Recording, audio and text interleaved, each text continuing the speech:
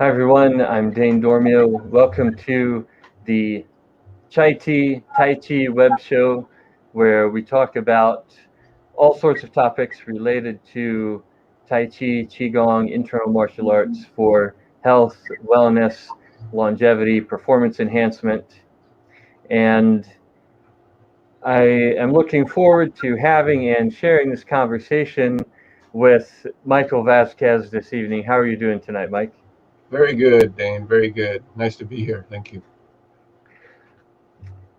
So I'm looking forward to hearing more about the topic you suggested, because my background is actually in physics. My academic background is in math and physics. So quantum physics, internal arts, and the my academic background is in math and physics.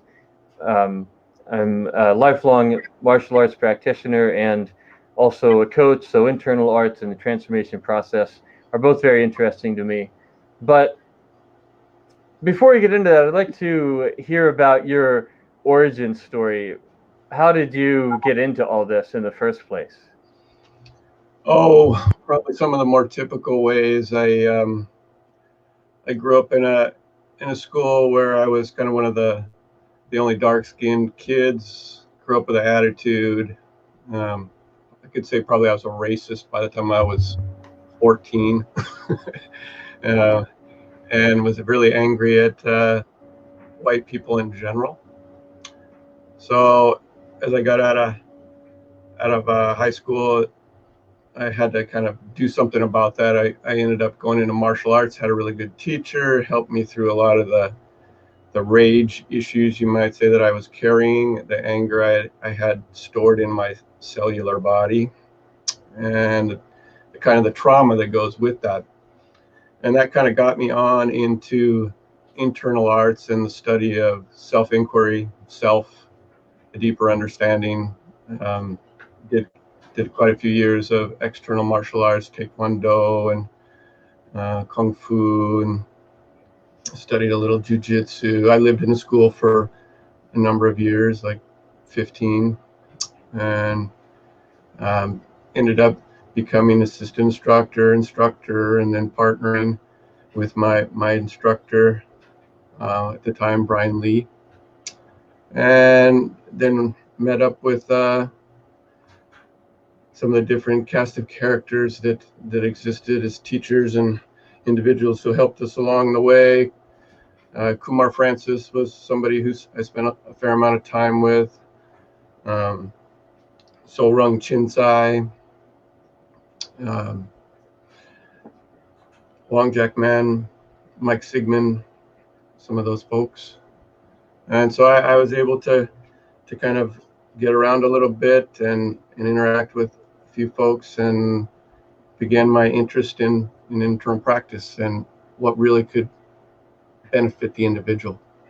I did martial arts for a long time, but I became kind of not interested in it after doing that for quite a while. I kind of said, as I got my yah-yahs out, and I no longer really want to hurt anybody. That's not my way so much anymore, or not my interest. And so more just about evolving and growing.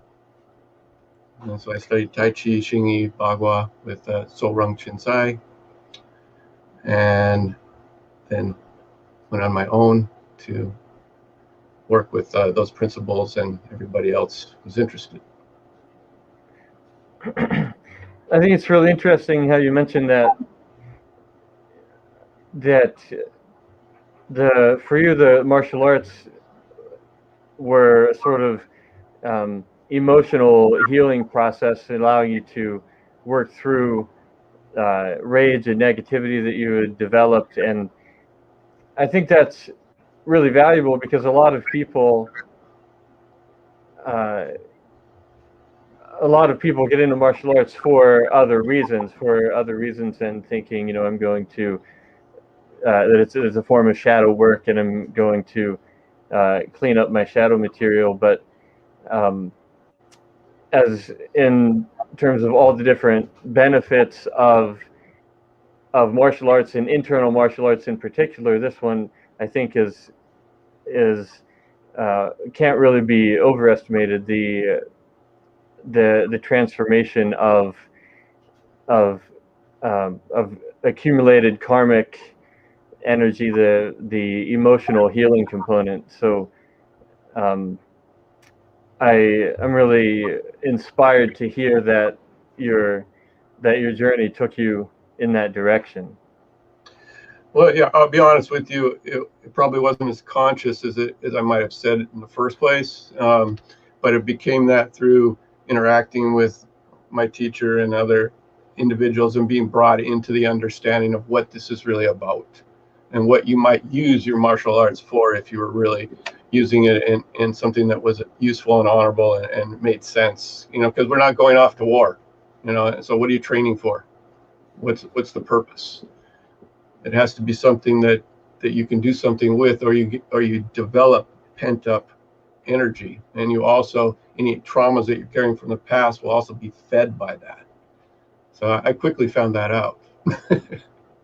Yeah, the question of what you're training for is really, really important, especially over the long term. Um,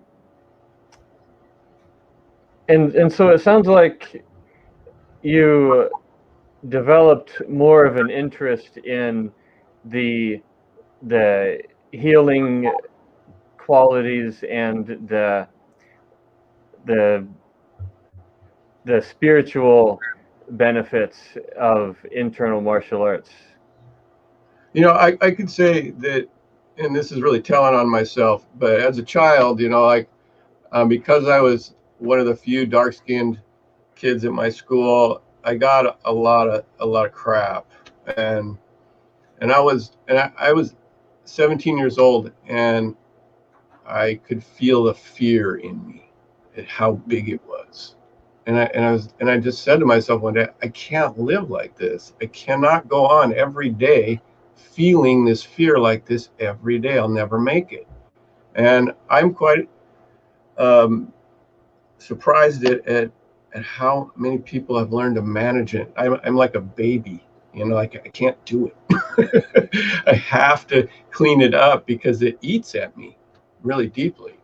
And so that began my pursuit a little bit of really facing my fears, facing all of them as much as I could. And through that's its own journey. I mean, that's its own um, evolution for a person, just to face your fears. And what you find is that there's lots of little weird little fears that don't even make sense to you, but you still have them. Why do you have them? That's part of the self-inquiry journey. That's in internal arts. So that became very important to me. And so how did this develop into the work that you came to do and your approach to teaching? Well, the benefits I received from it is really what drove me. I think, like so many teachers, we gain benefit from what we're doing, and then we'd like to share that. Um, and you find out a lot about that. Not everybody's as interested as you are, and you can only share so much. And really, a lot of that is the inspiration for a person to walk their own path. And of course, you can be there for a long time to encourage and to show little things, but actually from the practice I got kind of later on in my training from Master Zo Rung Chin Sai, the process reveals itself to you if you let it. And but you gotta test that. You have to test it. And he told me one time, he said, the answer, whatever question you have can either come to you from inside or from outside. And you don't have to ask anybody anything. I was like, really? So being of the non-believing nature that I am, I need to test everything myself. So I did that. I went through a longer term process with that, come to find that's true.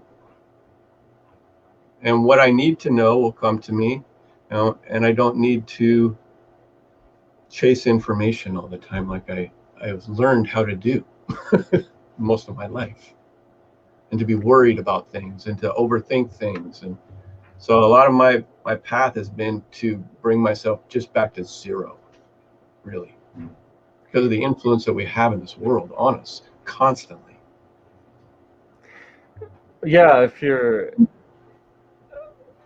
ideally the intention whenever you're teaching and when you're learning is to come to a place of self-sufficiency. So if you're teaching someone, the the whole intention, ideally, in my opinion, should be to bring them to a place of self-sufficiency where they no longer need you as a teacher. And the place of self-sufficiency, the way I define it is where you're able to learn from any teacher, but you no longer need any specific teacher in order to progress and advance in your practice, because otherwise you're not really owning the practice, you're not really expressing yourself, uh, you're you're sort of riding on the coattails of someone who made these discoveries before you. But the the real internalization, the real benefit comes from internalizing the practice so that it becomes a part of who you are, and that expresses itself through what you do. And it becomes a sort of thing that if for whatever reason, if you got stranded on a desert island, or you were locked up in solitary confinement for a long time or whatever, you'd still have your practice. It's something that can't be taken away from you. Yes. My teacher used to call it the relearning how to learn process. It's because we're taught in certain ways that are pretty narrow, and so it cuts out a lot of life. And so if you're able to tear the walls off of the boxes of the way that you were socially trained and all the ways that you were, and you begin to question things and step outside of that a lot, you begin to see there's a whole lot more, and that you learn how to find your way through the unknown, basically. You have enough belief and trust in yourself, you worked with yourself enough to know that you'll find your way. So, what exactly have you discovered about the transformation process? At the most basic level for myself, it was about changing, allowing things to change that were hard inside of me. Whether that and that can go through your body from one thought all the way to the very material level of your physical body. So I found, of course, that lots of traumas that I had in the past had housed themselves in my body, and I needed to develop a relationship, a conversation with myself, and really treat my body like I was part of a large ship, and the cells had intelligence. When I started treating my cells like they had intelligence, I was able to free myself of things that were locked in my body from the past. And that's what I refer to as the ability to transform.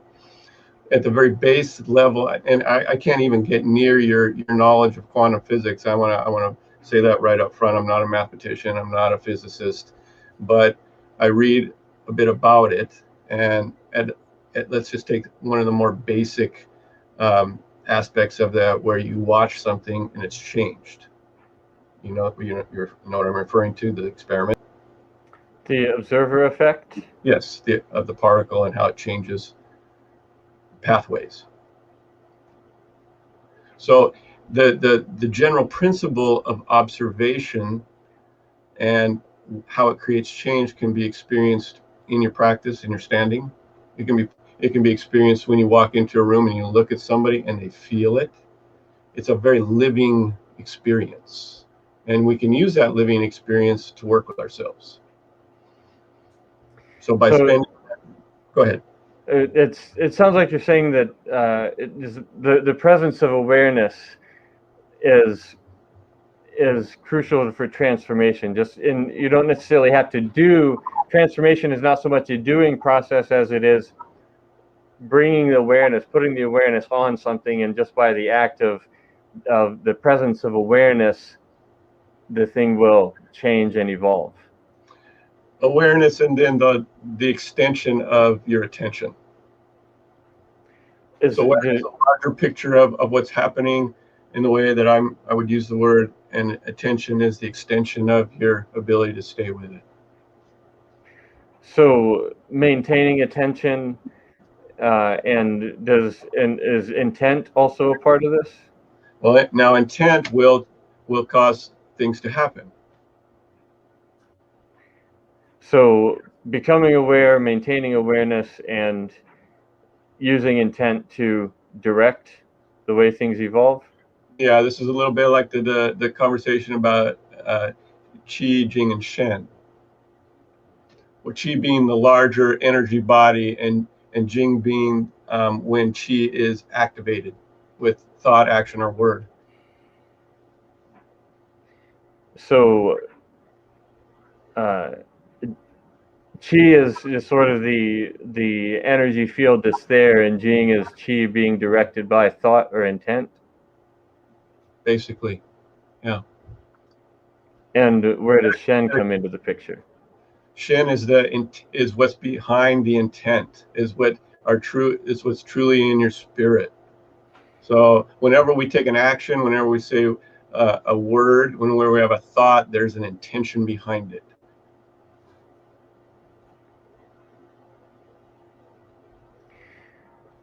So how does this process manifest through the practice of internal arts? Well, so at a very fundamental level, intention is the question of why do you practice? And that changes over the course of a life study practitioner. Somebody who studies for their life, throughout their life. That reasoning changes. So it's a good thing to ask all the time. Yeah, I guess it's kind of like a little bit like being in a relationship where if you're in a long-term relationship with someone, the relationship has a purpose, has some kind of purpose. Otherwise, it doesn't sustain.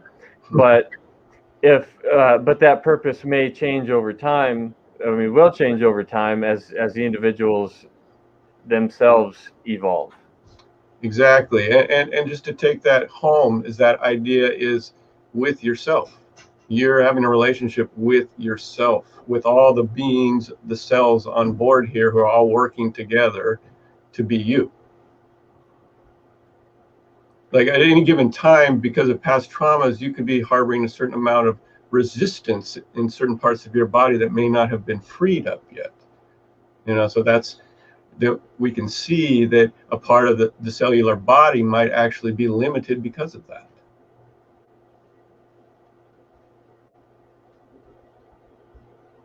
So is releasing the trauma, the blocked emotional energy from the body, just a matter of releasing tension and breathing, or is there more to it than that?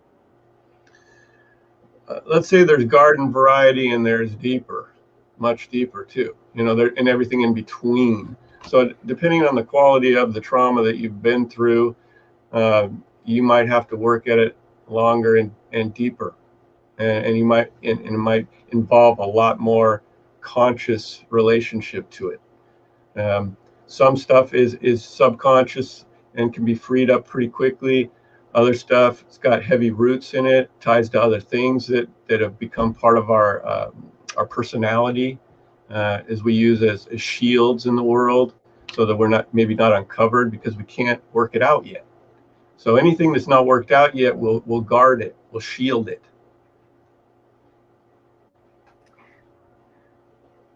So how do you approach the practice of internal martial arts differently if you are training for self-development, self-expansion, emotional healing, shadow work, versus if you are training for martial purposes? What is the difference in the approach?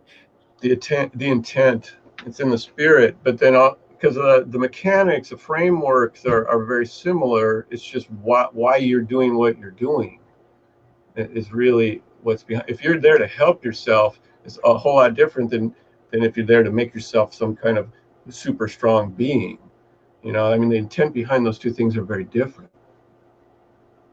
And so one's going to let you in to see yourself more and more as you're more sincere and humble with yourself. Sincerity, as they said, is like the number one quality for internal arts. If you want to really heal, you got to be deeply sincere. And it doesn't mean you have to tell everybody your deepest, darkest stuff. It just means you can't lie to yourself. And you never, ever should engage that on any level, because you're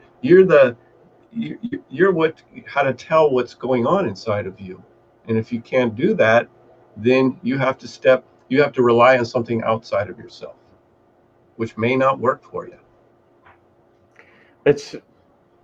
I've thought of it for a long time as being sort of like a form of internal physics, as in you're doing experiments with the nature and properties of the universe, and your own body is both the experimental laboratory as well as the experimental subject, as well as the measuring apparatus. And the benefactor, or the part that pays the price. Because if you do a little too much of something, you pay a little price for it. Enthusiasm is not always the best thing. Especially in healing, you have to kind of measure things in a different way. And my interest has been in that middle pathways. In the middle path, you're working with balance as a constant, and you're working with extremes and lackings. And you use those two views to help you understand a multitude of things that are less material, you might say. So you mentioned the observer effect, the presence of awareness being a factor that causes change in and of itself. Are there other parallels between the principles of quantum physics and the transformation process? Yes, yeah. Well, it's all. So we have the grand principle of unity, of singularity, connectedness. In the larger principle in the universe, singularity. That's a quantum physics thing. In internal arts, Zongding. Have you heard that before? No, does it basically mean everything is connected to everything else? Well, it's something that you work with in your practice as a larger principle, you might say, and so that when you're understanding yourself systemically, being connected. So if you're standing there and I say, are you connected in your mind, body, and spirit? Then you can check that out, or maybe you don't know how. But that's an understanding that you can have of singular mindedness, singular intent, being completely with something, even if it's just being. Yin yang, that's next. This and that. One side and the other. Top and bottom, front and back, inside, outside, left, right. These all give us parameters for understanding balance. And then there's the 5 transformations of yin yang. Then there's Sansai, which is a 3-dimensional perspective. Our ability to see height, width, and depth in both inside ourselves and outside. 4 directions. So it goes on like that into 9 dimensions. 9 dimensions of quantum physics. Okay. So is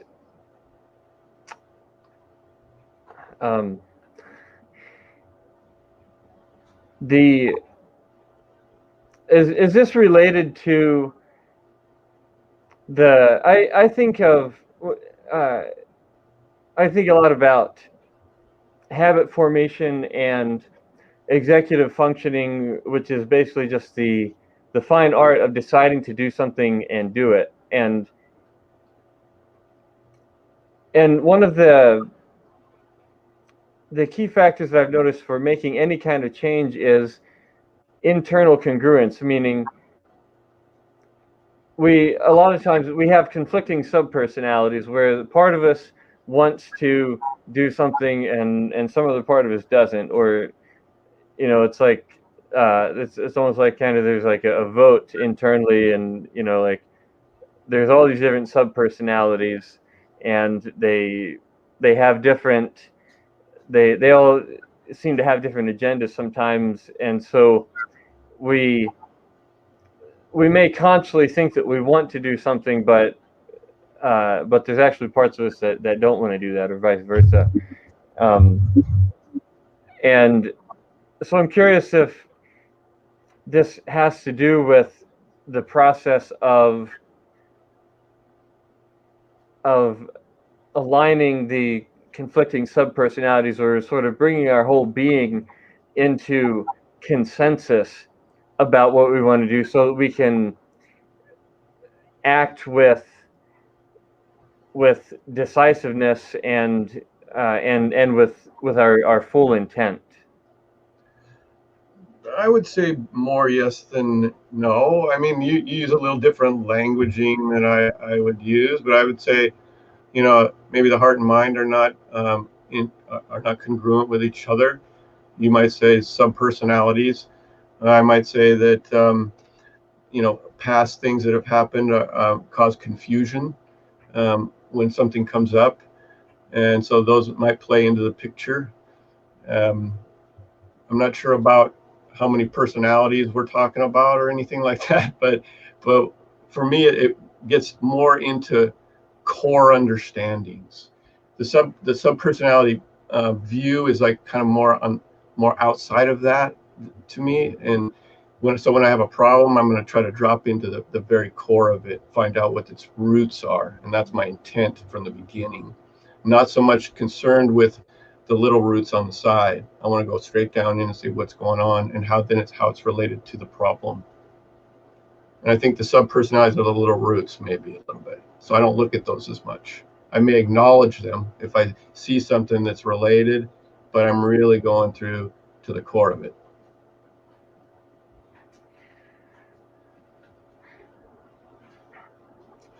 So what are the specific types of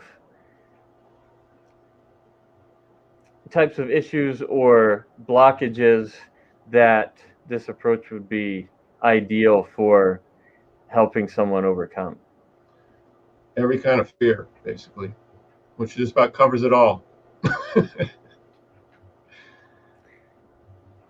So fear is at the root of everything?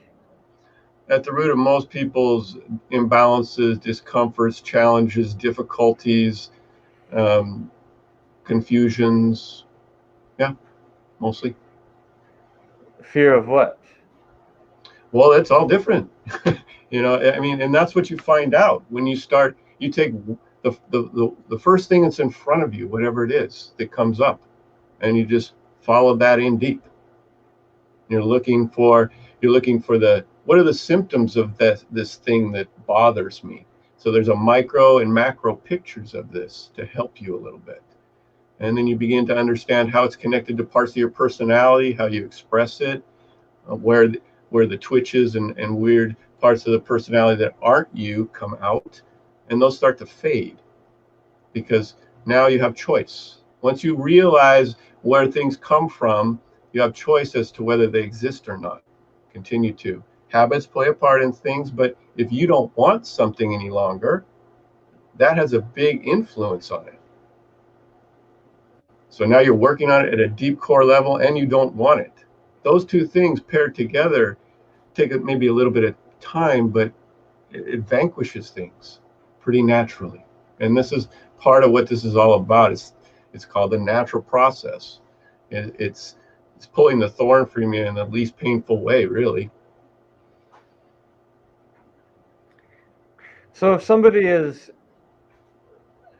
already practicing internal martial arts in some form, or qigong, or some kind of mind body practice like this, and maybe they haven't quite gotten the results they'd like, or they don't seem to be making progress fast enough. What are some principles that can help a person get the most transformational benefit from their mind-body practice? Whatever you think you know about your basics, just be suspicious that you know everything about them. Go into them over and over and over and over and over again. This is what my advice is that the true gold of the practice is in the most basic understandings of the practice. So it sounds like you're saying that progress is not necessarily a matter of learning more and more, but it's more a matter of gaining a deeper and deeper understanding of the basic principles. Of yourself.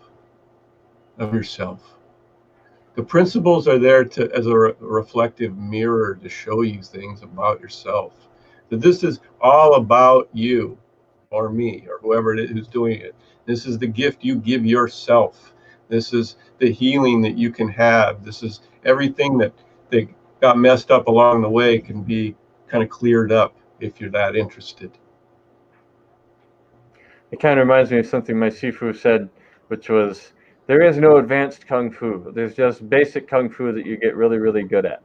He's exactly correct. Exactly correct. And even that, it's just compared to what transformations can occur and healing can occur for an individual, the martial arts stuff is just like this little piece. It's tiny comparatively. I mean, there's so much richness in the depth of the self-inquiry and the getting to know ourselves. And quite frankly, what is more important to do here in this plane, on this earth, than to get to know yourself? Just tell me one thing. I'd love to hear it. Maybe getting to know God, or is that the same thing? Maybe it is, huh? Maybe it is. Yeah, and in another dimension of this could be quality of life. You know, that because your quality of life really comes down to, as something you mentioned earlier, your relationship with yourself. If you if you were trapped in a room with yourself, how much would you enjoy your own company? Exactly. And so and there are a lot of people who feel like they need a sort of constant distraction of some kind or another, so that because it's just too uncomfortable for them to actually be with themselves and nothing else, because all of these fears and their many outgrowths come up. But it sounds like you're saying that the only way to be free of these things is to fully go into them, fully experience them, and transmute them at the source within yourself, rather than trying to achieve some kind of satisfaction by making changes in the external world. Very much so. That's what I'm saying.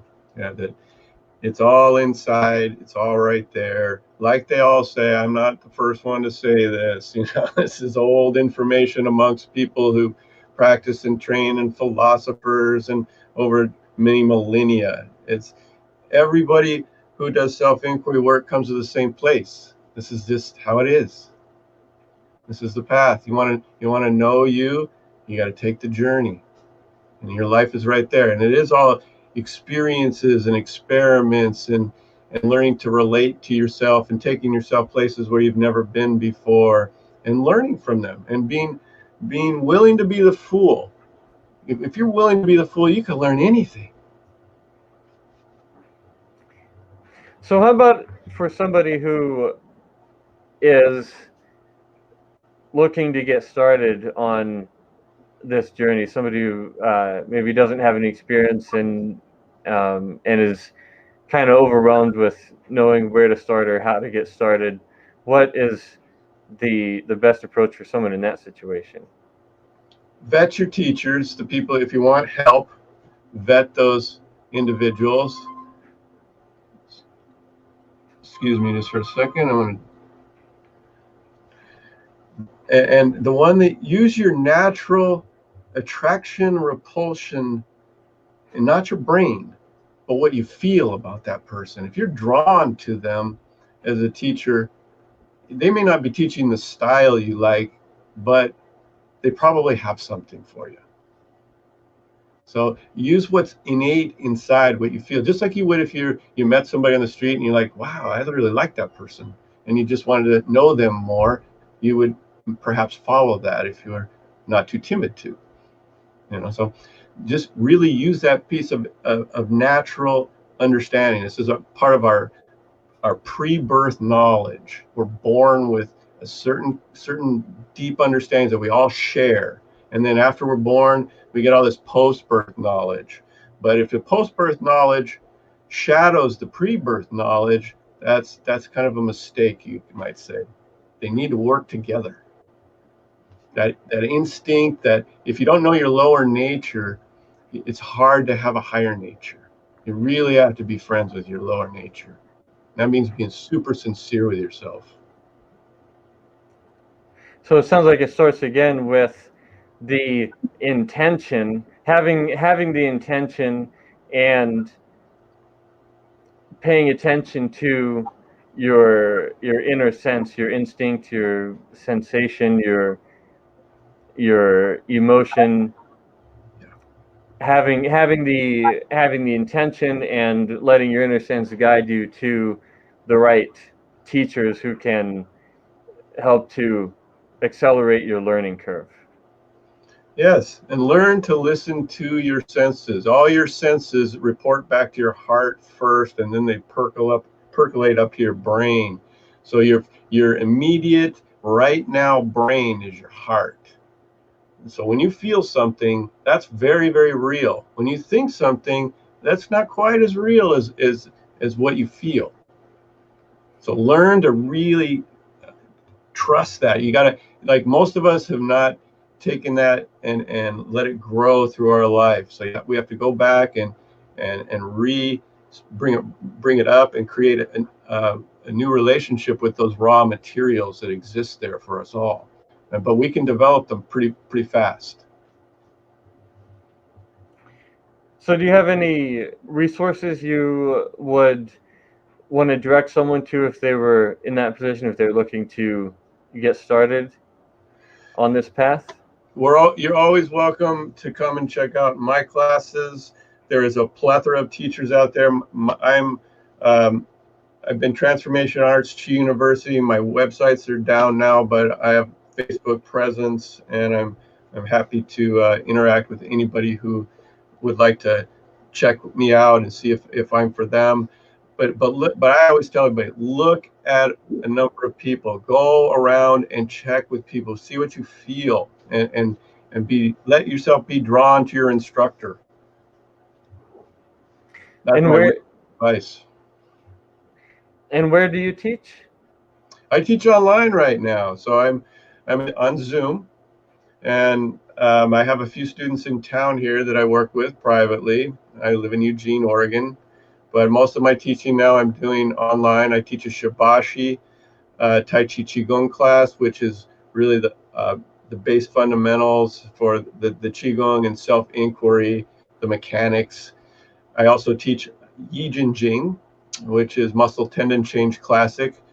So Shibashi is my yin qigong practice. I suggest people who want to learn about that, the softer, less active side, the non-doing aspects of it.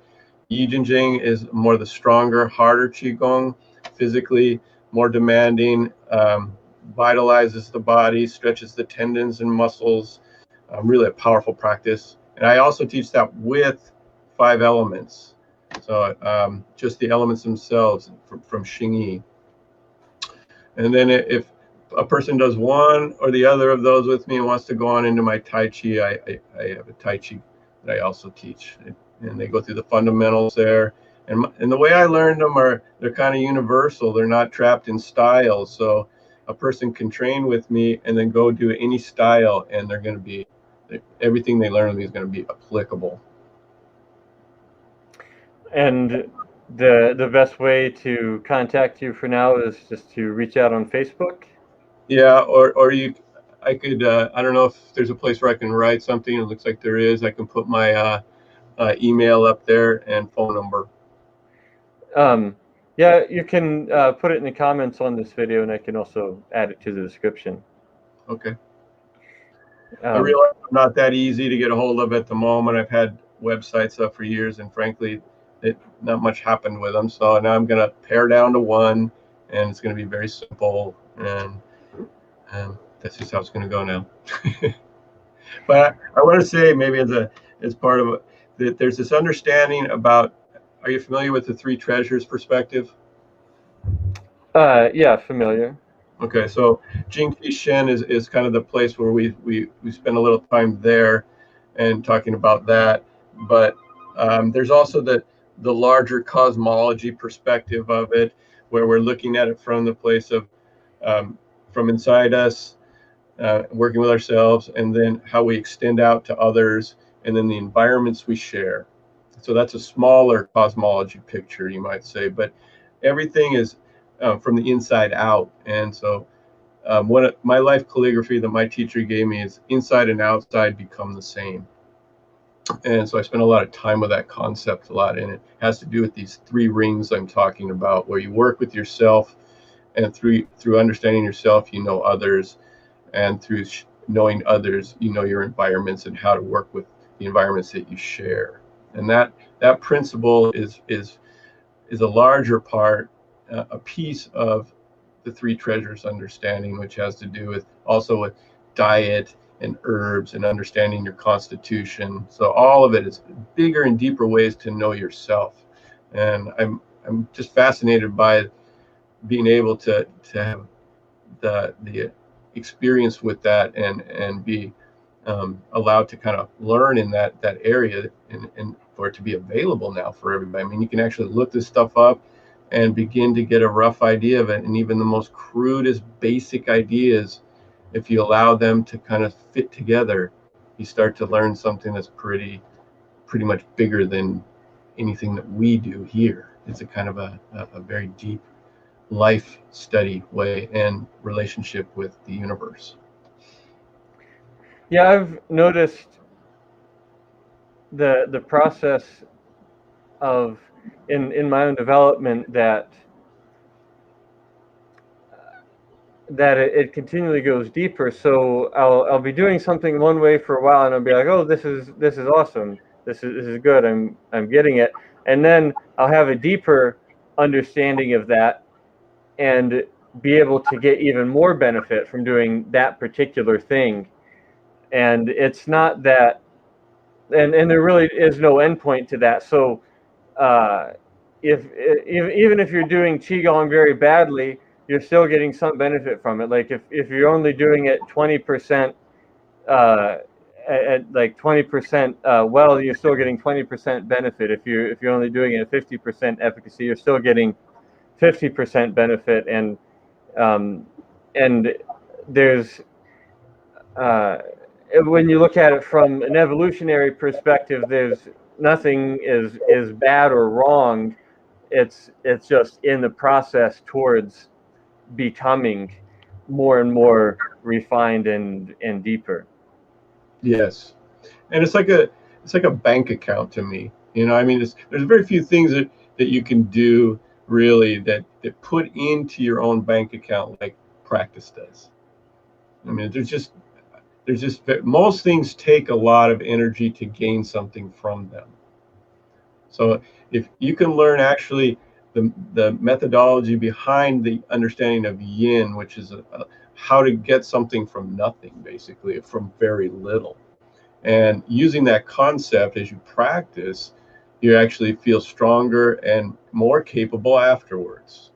And that also leads you to understanding where in your life where you leak out this strength and this energetic understanding that you gain in your practice. So those two comparisons are really important too, because after you've been practicing for a while, you're able to develop your energy, you develop the pung in the body, the circulation of the body, and it changes the way you feel. Your state's different, your body feels different. But then if you get angry easy or have a deep emotion or something happens, you can lose all of that in a flash. And that's what we refer to as a leak. It's that part of your personality let all that juice just go that you'd spent an hour doing. So you get to see that, you can work with it, because now you see it. It's a choice how you interact, whether you react to things or learn to respond and basically circulate your chi back to yourself. So you learn to you have a certain energetic store that you are able to cultivate, and you, through your practice, through just living, uh, all sorts of influences drain your energy throughout the day. But if you have a practice, you're putting more back in than you're losing. Then over time, the vitality accumulates and provides a cushion against whatever challenges you might experience. Right. And it's the same understanding you would have with past traumas. You work them out so that you don't have holes in your chi field. You use your chi field like radar. We're like an antenna. We have the ability to send information through energy. We also can receive it that way. So, but if you got holes in your field, then your read is less clear to you. And if you have traumas that hold you in hard places in your heart and your mind, then you filter information in a different way that gets the information that gets close to that injury, past trauma. Well, Mike, I know we could go on talking about this for a while, but in the interest of keeping it bite-sized and digestible, I think this will be a good place for us to wrap up and at least say to be continued. I know there's a lot of good information here for anybody who's looking to get started with mind-body practice, just in guiding your decisions about about where to go and where to learn, and also for those who are experienced practitioners, I'm sure there's some food for thought in here as well. So I am grateful for you coming on this evening, grateful for everybody who's watching, and I appreciate the work that you're doing in the world. All right. I appreciate you asking me to come here, Dane. It's I don't get to do these much, and I enjoy just having a chat about stuff like this. You know, it's not your coffee table subject really, but I'd like to see it become that way. You know, because this is really, it's hard to talk about things that you have pain about. You know, maybe you don't. We get this feeling in society we don't want other people to know these things because maybe they'll use them against us. But maybe we're changing from that. Maybe we can stop doing that and turn that around a little bit. I think that's what the world wants. We've used it on each other a lot already. Now we've run that experiment, you might say. Yeah, I'm glad for the opportunity to put these ideas out into the world, and maybe through the ripple effect, who knows what will happen, linking up people who might not otherwise have met or discovered each other.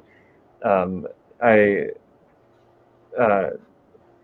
One of the fundamental underlying ideas of Jungian psychology is the universe operates by a sorting effect, and tends to bring us into contact with the individuals and experiences that we need at the appropriate time in our evolutionary process. So thank you for being here with me, everyone, and thanks for getting geeky on these topics with me. It's great to have the opportunity to do that, Michael. So I will look forward to seeing everyone next time. Thank you, Dane. Always a pleasure. Take care. And I'm looking forward to the next time. All right. Have a good night, everyone.